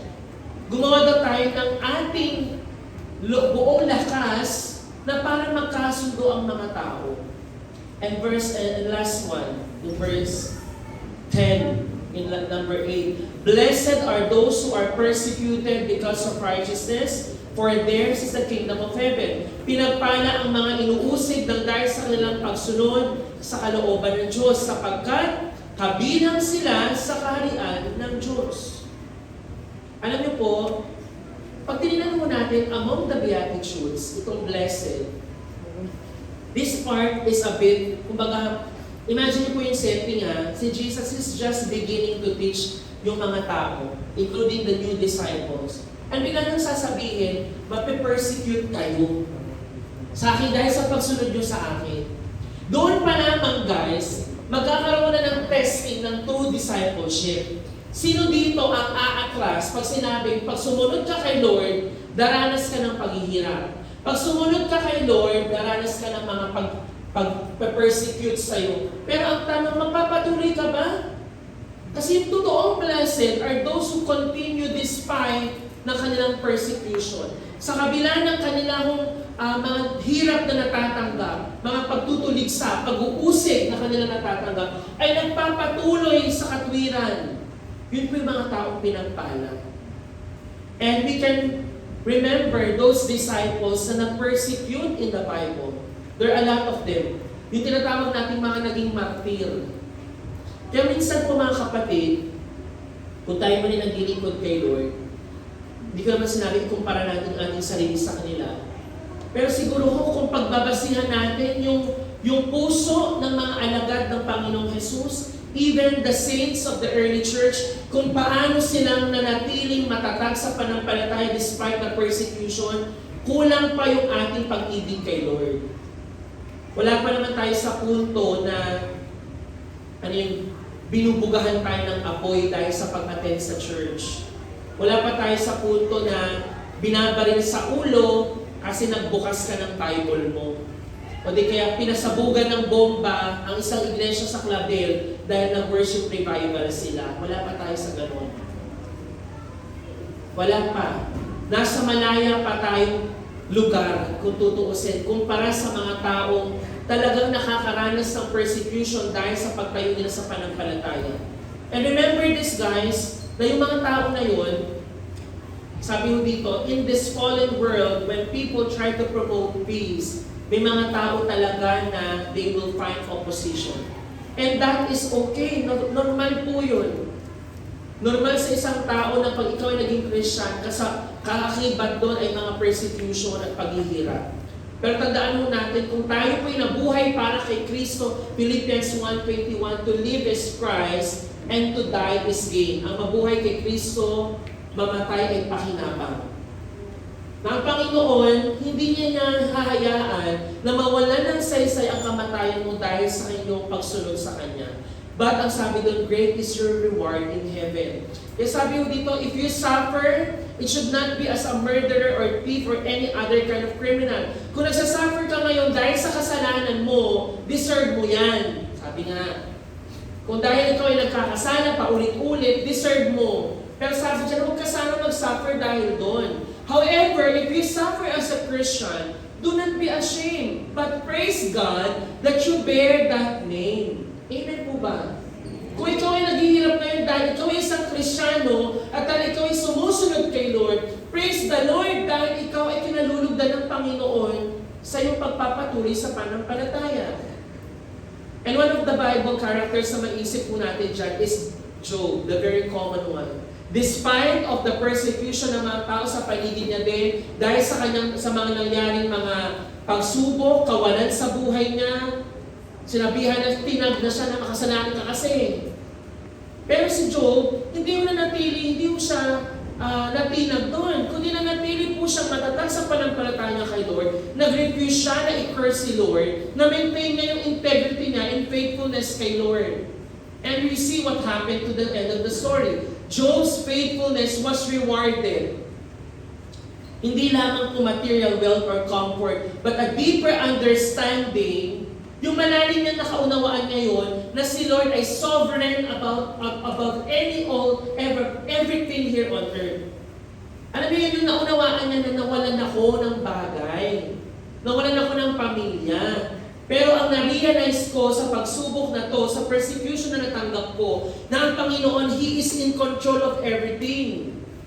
Kaya tayo din mga kapatid, huwag mo lang tanggapin yung blessing na ay after nitong persecution or paghirap, may blessing ako, dodoblehin nila. Huwag lang doon nakapunto. Kundi ikaw, sa pagharap mo ng mga pagsubok, persecution, na nanatili kang matatag. Kasi after this, mauuna nga si Lord in a deeper level.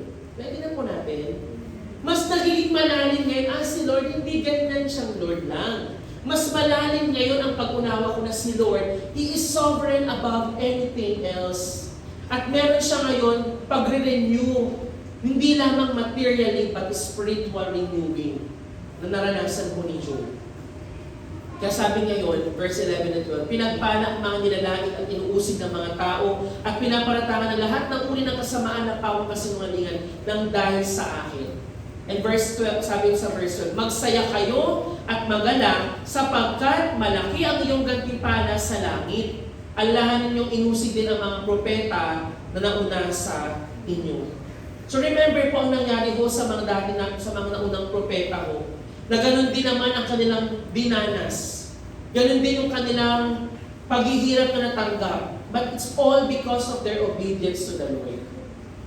Kaya mga kabataan, ang encouragement ko po sa inyo, you practice true faith, yung totoong faith, na kahit sa mahirap na sitwasyon, mananatili kayo nakatayo kay Lord. Amen po ba? Eh, nagbawa, hindi ka na talaga pinayagan. Sabi, tatanggalin kita ng allowance kapag hindi ka tumigil dyan sa pag-attend mo sa church.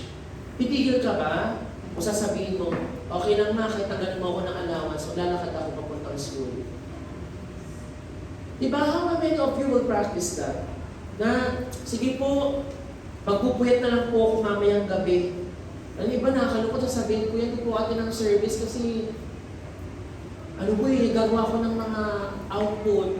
Sabi ko, ganun ba kadaling ipagpalit ang Diyos? Pwede mong mamaya mag-double time ka, mag-effort ka, magsulat, mag-effort ka gumawa ng assignment. Yung time mo sa FB mo, yung time mo sa panunood, tanggalin mo muna.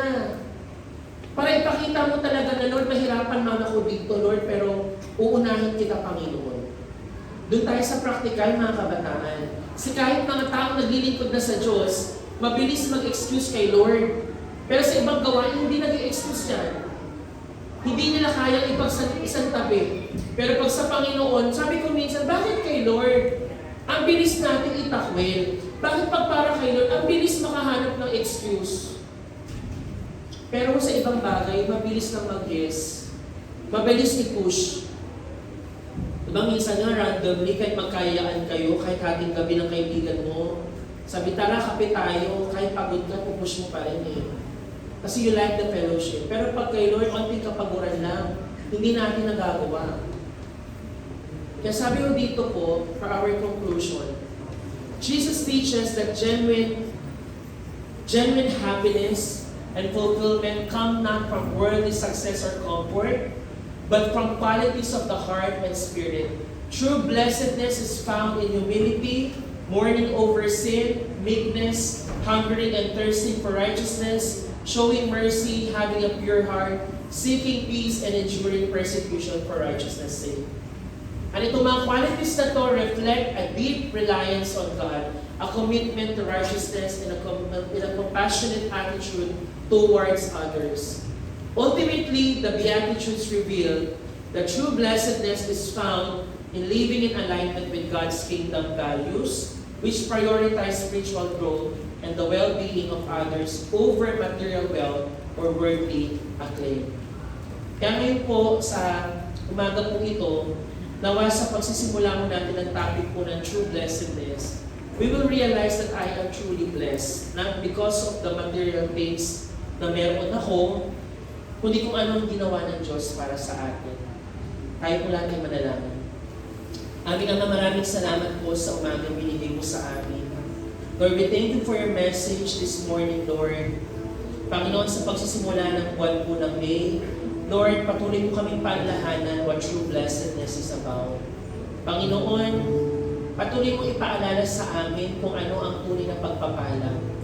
At hindi ito patungkol sa mga material na bagay, kundi Lord, yung attitude and character of our hearts, Lord, na puno ng kapakumbabaan ng pagtitiwala sa inyo at pagtayo sa katwiran, Panginoon, para sa inyo, Lord God.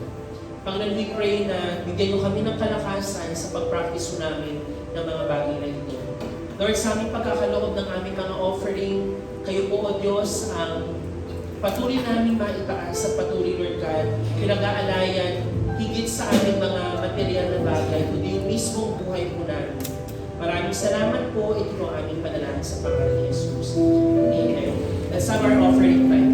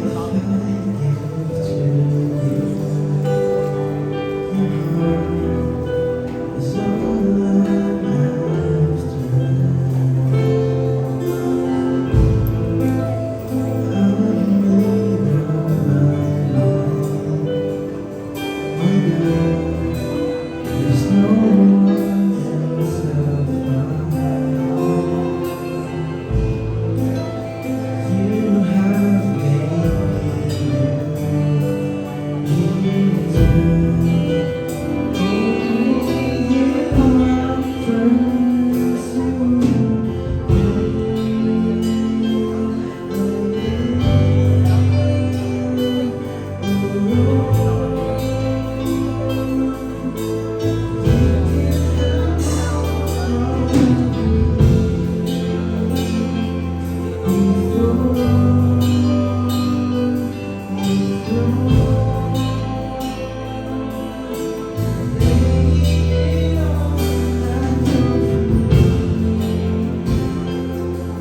grace has set me free.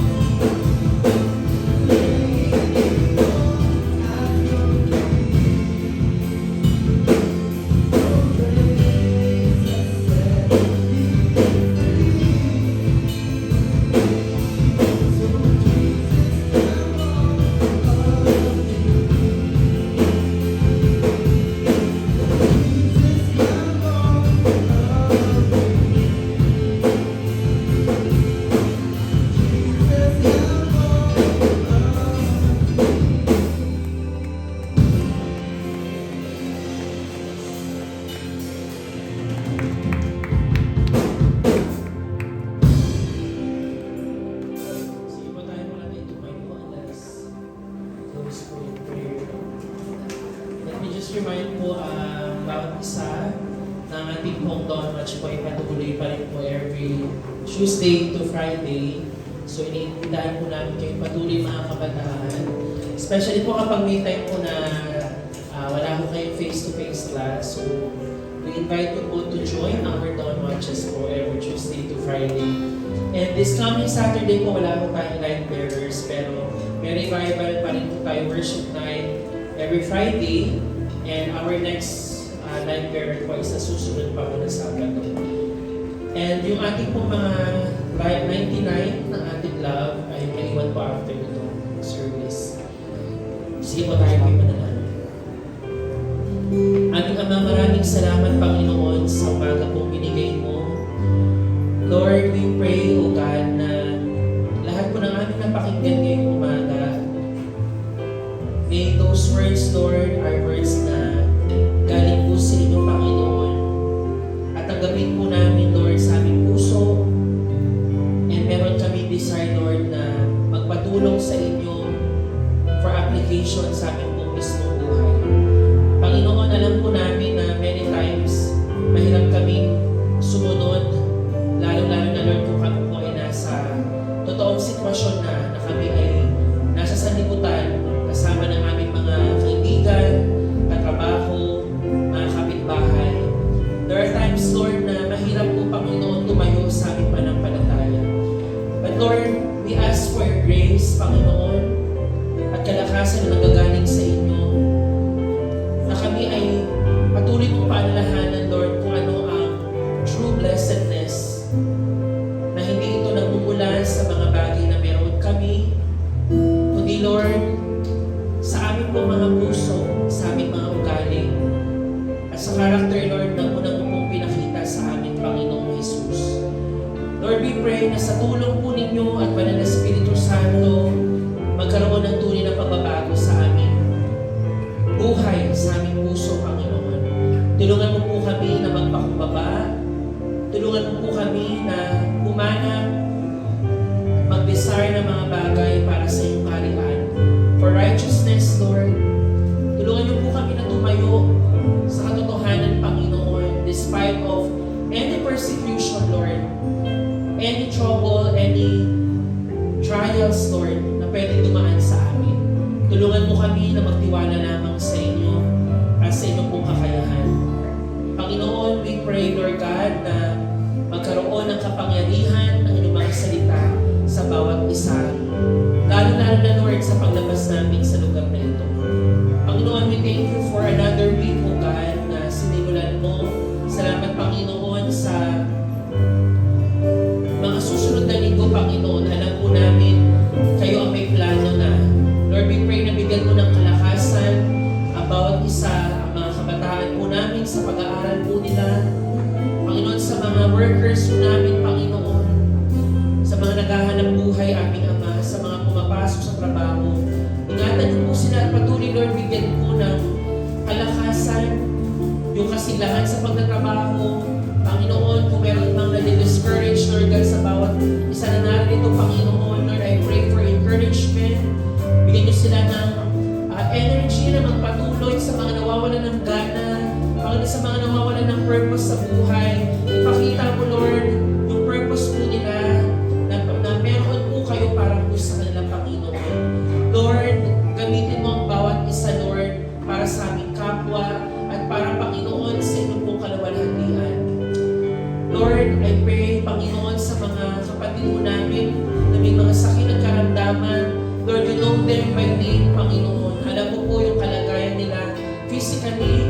And you also know, Lord God, na kayo ang Panginoon na makapangyarihan. Lord, kayo ang Diyos na manggagamot. That's why, Lord, we declare healing, we declare recovery sa mga kapatid po namin ngayon. At kayo po ang magko-comfort ng kanilang mga puso na marahil may anxiety, Lord, may pag-aalala. Panginoon, hindi ito galing sa inyo, aming Ama. Kaya, Panginoon, palitan mo ito ng pag-asa, palitan mo ito ng pagtitiwala sa inyo, Panginoon. Lord, we lift up our church, Panginoon, sa lahat ng mga bagay na inaasikaso namin ngayon, especially, Lord, sa housing project. Lord, we pray for wisdom and strength sa mga taong in charge po dito, particularly, Lord, sa buhay ni Pastora Sharon, ni Pastor Pastor XP, Pastor Arsolon, na inyong lingkod, Panginoon, lahat ng mga leaders, O God, na nag-aasikaso, bigyan niyo kami ng tunay na pagkakaisa sa aming Ama. Lord, maraming salamat po for this morning. Lord, sa lahat na naghandog ng kanilang ikapo at pasasalamat, we pray, Panginoon, na kayo ang magpala sa kanila, ibalik mo sa kanila, Panginoon, ang siksik, liglig at umaapaw, ang pagpapalang nagmumula sa inyo. Ingatan niyo po kami sa aming pag-uwi, dalhin niyo po kami ng maayos at ligtas sa aming kanya-kanyang tahanan. Maraming salamat po, Panginoon, sa iyong lahat ng papuri, pagsamba, at pasasalamat sa tanging pangalan ni Kristo Jesus. Amen and amen.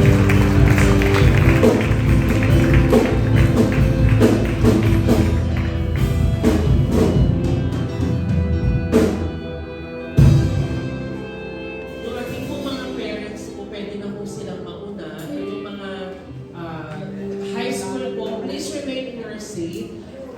Can someone check, okay na ba magpalabas? Para we do it in an organized way, hindi tayo magsisigawan na naman sa labas. Hindi maayos po natin pag-exit.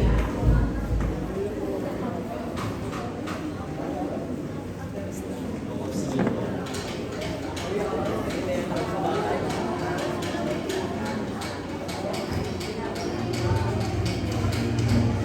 Sige po, aalis po tayo.